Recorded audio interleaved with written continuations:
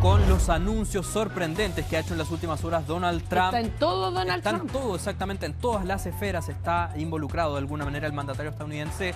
¿Qué es lo que ha dicho en las últimas horas? Acaba de confirmar la existencia de una guerra comercial con China. ¿Por qué decimos que este anuncio resulta sorprendente? De alguna manera, porque Trump en ningún momento se había referido a su situación, la situación económica de Estados Unidos con China, como una guerra comercial, como sí lo acaba de hacer entonces por primera vez desde que asume su segundo mandato el pasado 20 de enero. Una frase que dice Donald Trump al interior del despacho oval de la Casa Blanca que rápidamente trajo sus repercusiones. Es decir, se hizo sentir esa afirmación en los mercados donde se registraron ahí la caída de algunos índices únicamente por las palabras del mandatario estadounidense. Y todo esto ocurre en el contexto también, una situación muy delicada, porque hace solamente unos días atrás Donald Trump volvió a amenazar a China, les dijo que les iba a imponer un 100% de aranceles a todos sus productos a manera de castigo, puesto que China también había tomado ahí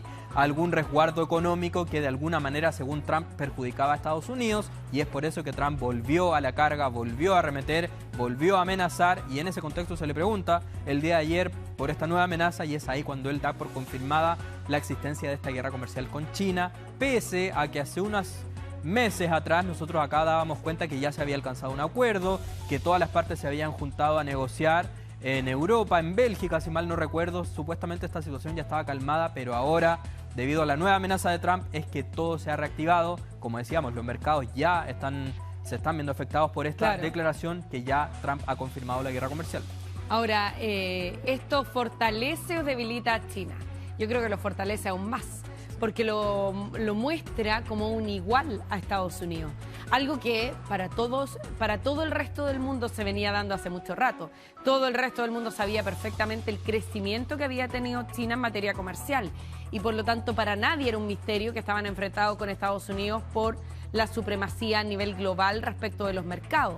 Ahora, distinto es, y tiene una carga distinta, que lo reconozca el presidente de Estados Unidos y este presidente en particular, porque este presidente en particular es empresario, es un presidente que ha estado ligado al mundo económico, así que él sabía de sobra que China tenía una supremacía hoy día que es una amenaza para Estados Unidos. Exactamente. Así que yo creo que lo reconozca implica que las cosas no están fáciles tampoco. Y sobre todo que utilice directamente la palabra guerra, porque no es lo mismo decir conflicto que directamente ya hablar de una guerra comercial con la segunda potencia económica del mundo. Y en paralelo, Xi Jinping, el líder de China, hoy precisamente va a tener una reunión clave con los líderes del Partido Comunista Chino, y se espera que después de esa reunión clave Xi Jinping se refiera a lo que acaba de decir Donald Trump.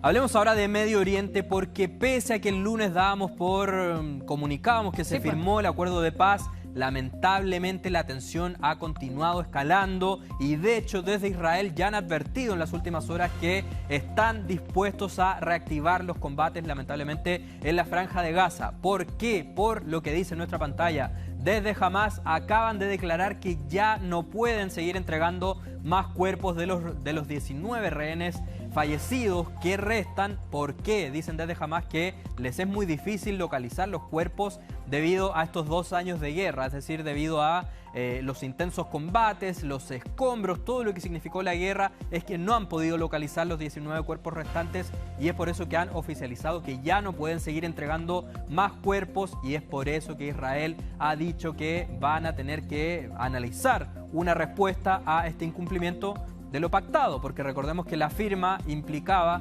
que Hamás tenía que entregar a todos los rehenes vivos, pero también a todos los rehenes fallecidos, y ahora estarían incumpliendo aquello.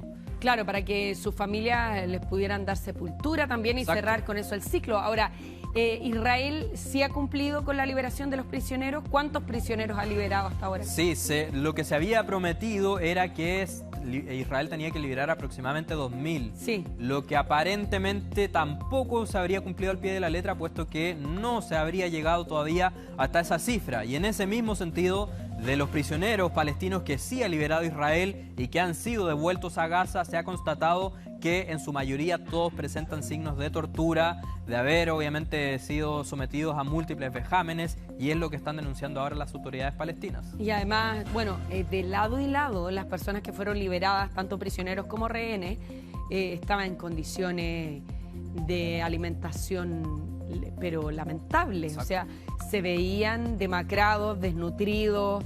No son personas que se vieran saludables, son personas que se veían en una delgadez, pero extrema. Exacto, sí. Es y ahí también sí, es un factor muy dramático. Ahora, sí. ¿Qué es lo que ha dicho Estados Unidos respecto a este nuevo conflicto? Trump dice que está dispuesto a permitir que Israel reanude la ofensiva en Gaza si es que jamás incumple parte del acuerdo. Es decir, se da por entendido que Israel va a contar con el respaldo de Estados Unidos en caso de que tenga que volver a tomar las armas. Solo una última observación. En base a eso, si es que Donald Trump respalda que Israel siga con la ofensiva ante no haber recibido la cantidad de cuerpos de rehenes que ellos esperaban, probablemente jamás no se va a desarmar. Exactamente. Es lo que gran parte de los...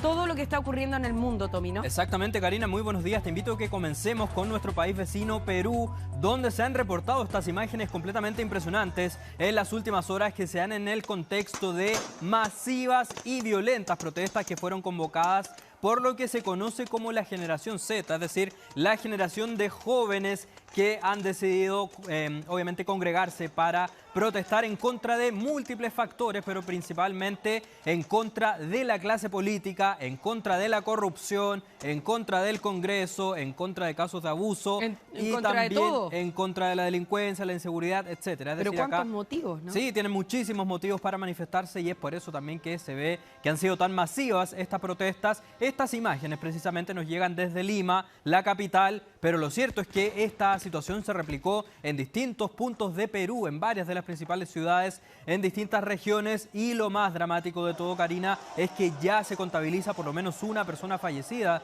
en medio de esta oleada de protestas, y no solo eso, sino que además van más de 100 lesionados que han resultado ahí heridos de distinta consideración en medio de estos enfrentamientos que estamos viendo ahí con la policía, que también resultan muy impresionantes porque vemos en parte de los registros que estos manifestantes incluso utilizan elementos de pirotecnia similares a los fuegos artificiales para lanzarlos directamente en contra de la policía. Es algo muy dramático y sobre todo teniendo en cuenta que esto lamentablemente no es nuevo para el Perú, sino que desde hace varios meses o incluso años me atrevo a decir que se viene registrando una situación de descontento social en la sociedad peruana. Ya, es que la historia política de Perú no ayuda en nada, porque de los últimos presidentes que ha tenido Perú no hay ninguno en la historia reciente, estoy hablando incluso unos 30 años atrás, que no haya enfrentado a la justicia por corrupción. Exactamente.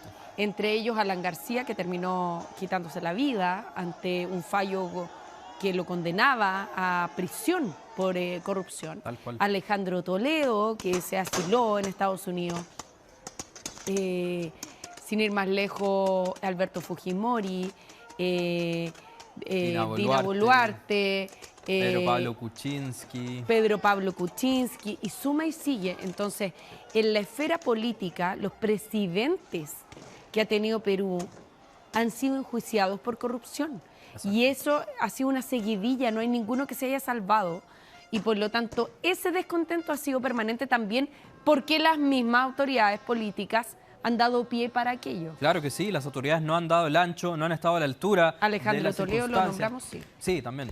Y es por eso que el descontento ya queda de manifiesto en estos registros que nos llegan, como decíamos, desde Lima. Lo que se conoce respecto al fallecido era un manifestante, un hombre de 32 años que recibe un disparo por un arma de fuego. Ahora lo que se está investigando es que si ese disparo fue percutado por los agentes de seguridad, es decir, la policía, o también puede que haya sido disparado por los propios manifestantes. Eso es algo que ya se está siendo investigado por la justicia, por la policía también de Perú. Y todo esto coincide, Karina, con exactamente el mismo día en que el nuevo presidente interino de Perú, José Geri, juramentó a su nuevo gabinete. De hecho, se realizó una ceremonia muy formal donde él juramenta a su equipo ministerial, los da a conocer también a la opinión pública, y horas después de que se realiza esa escena, cuyas imágenes también tenemos acá para mostrarles, horas después de que se reporta esa ceremonia tan oficial, tan formal, es que los peruanos salen a manifestarse en contra